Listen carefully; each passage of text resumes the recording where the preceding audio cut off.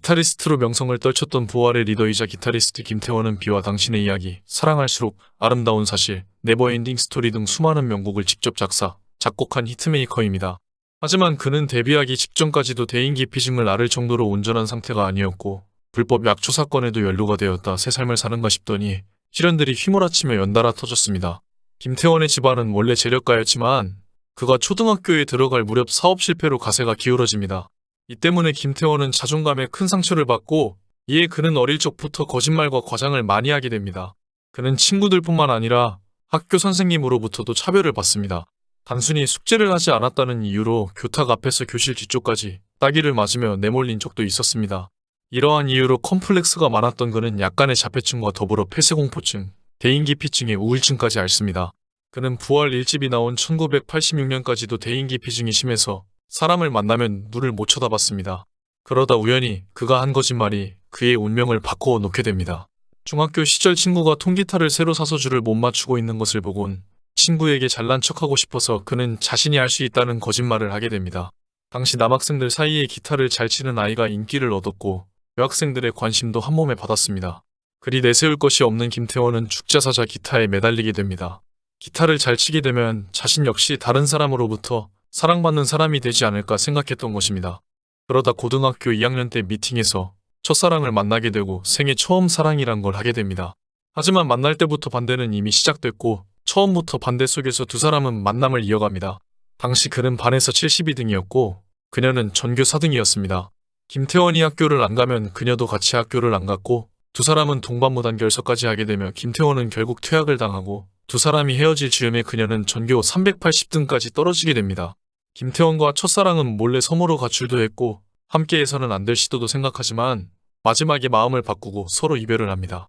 주변의 반대로 더 이상 만남을 이어갈 수 없었던 그는 이후 기타에 더 집착하게 됩니다.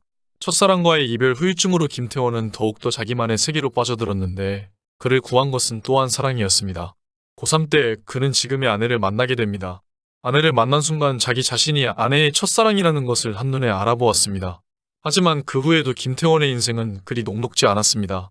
부활을 출범시키고 음악 활동을 시작해 김종서 이후 이승철로 크게 성공했지만 2집을 준비하던 중 그는 불법 약초 사건으로 구속됩니다. 이에 2집 앨범이 크게 실패하고 김태원은 교도소까지 갔다 오지만 1991년 재차 불법 약초로 구속됩니다.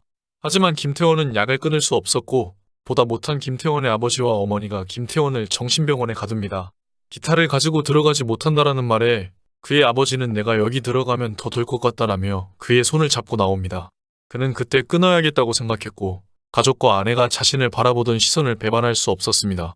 사실 김태원은 정신병원에 2번 갇힐 뻔합니다. 첫 번째는 학창시절의 가출과 이탈 등의 성격상 결함으로 부모님이 김태원을 입원시키려고 했고 두 번째는 불법 약초를 끊게 하려고 강제로 입원시키려 한 것입니다. 당시 여자친구였던 아내 역시 김태원을 포기하지 않았습니다.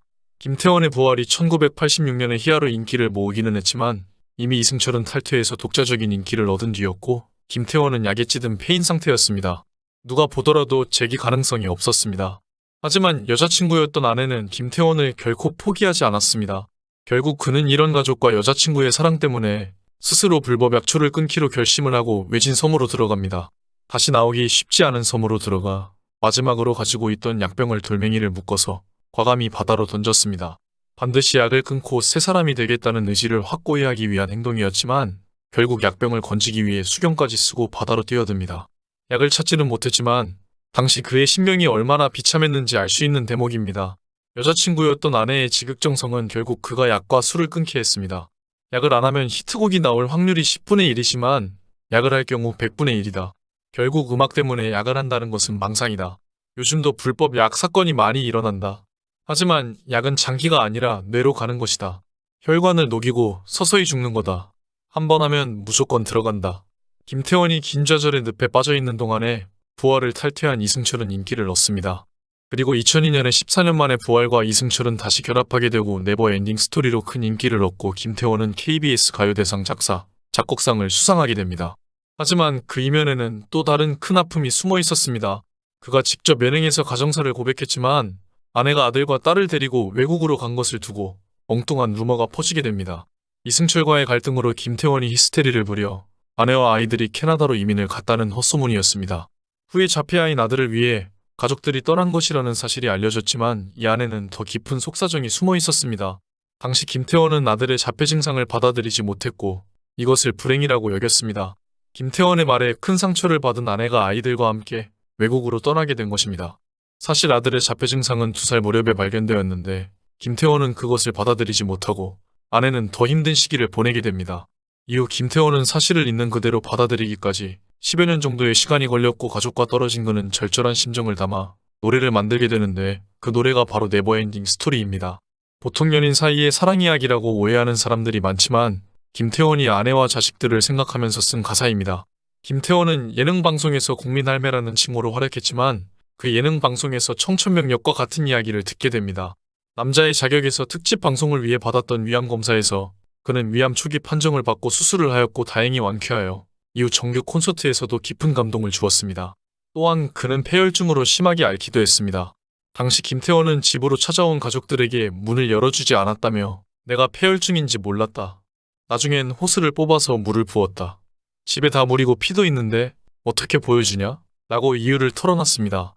뒤늦게 가족들이 걱정했던 것을 안 김태원은 미안하더라. 내 몸이라고 혼자 감당하려 한 것도 자만이었구나 싶다. 라고 밝혔습니다. 동생은 오빠가 아프기 일주일 전에 전화가 왔는데 삶을 정리하는 것처럼 이야기했다. 하늘이 무너졌다. 다행히 이름이 부활이라 그런지 완치가 돼서 감사하다. 라고 밝혔습니다. 그리고 그의 친구 김국진이 여러 번 목숨을 구하기도 했습니다. 작년이 내 생애 최악의 몸 상태였는데 그 와중에도 병원에 안 가겠다고 고집을 피웠다. 그때 내가 전화를 해서 병원에 안 가면 끌어내겠다고 반이 옆에서 병원에 갔고 덕분에 다시 건강해졌다. 또한 그가 간경화로 생명이 위독해서 홀로 쓰러져 있을 때 문을 강제로 열고 들어가 병원으로 실어간 것도 김국진이었습니다. 그러던 2018년 한 방송에서 아내는 치매 위험을 경고받기도 합니다. 아내는 그동안 홀로 아들을 키우면서 느낀 외로움과 스트레스를 털어놓으며 끝내 눈물을 보이고 말았습니다. 처음에 자폐 판정을 받았을 때 짐을 지고 가야 한다고 생각했다. 아들이 말을 안 듣고 혼자 길거리를 다니는 것에 대해 걱정만 했지 그 친구를 안지 않았다. 아들을 미워했던 때가 있었다. 하지만 시련은 끝이 아니었습니다. 그는 2011년 위암으로 수술을 받았음에도 계속 술을 마셨고 이후 2019년 폐혈증을 앓게 됩니다. 그는 방송에서 죽을 때까지 술을 마시면 안 된다. 갑자기 쇼크가 와서 한 4개월 정도 죽느냐 사느냐의 기로에 섰었다. 라며 폐혈증으로 입원했던 사실을 털어놨습니다. 이어 김태원은 현재 호전된 상태지만 후유증으로 후각을 잃었다며 계절마다 나는 냄새를 맡으며 가사를 썼는데 후각을 잃었다는 사실에 우울증이 오더라. 굉장히 힘들었다. 라고 말했습니다. 최근 김태원은 가족 모두 함께 한국에서 지내며 석좌 교수로 강연과 공연을 이어나가고 있습니다. 김태원의 빈번한 예능 출연을 비판하는 사람들도 있었습니다. 처음 아이의 병을 알았을 때의 충격은 어마어마했지만 그로 인해 5, 6년 동안 깊이 사색할 수 있었다. 그러다 생각이 들었던 것이 나는 그마나 밥을 먹고 사는데 정말 어려운 가정에서 그런 아이를 만나면 얼마나 큰 지옥이었을까 하는 생각이 들더라. 집사람과 아이들이 있는 필리핀에서도 그런 부모들을 많이 만났다. 실제로 극단적 시도를 하는 부모들도 많다. 색으로도 향으로도 맛으로도 표현할 수 없는 그런 상황이다. 제가 음악을 팔아 장애인 학교를 세우겠다는 생각은 그렇게 해서 나오게 된 거다. 건강한 모습으로 오랜 시간 그의 모습을 볼 수 있길 바랍니다. 지금까지 영상을 시청해주셔서 감사합니다. 댓글로 여러분들의 소중한 의견을 자유롭게 남겨주세요. 구독과 좋아요 부탁드립니다. 알림 설정을 누르시면 누구보다 빨리 최신 영상을 보실 수 있습니다. 감사합니다. 행복하세요.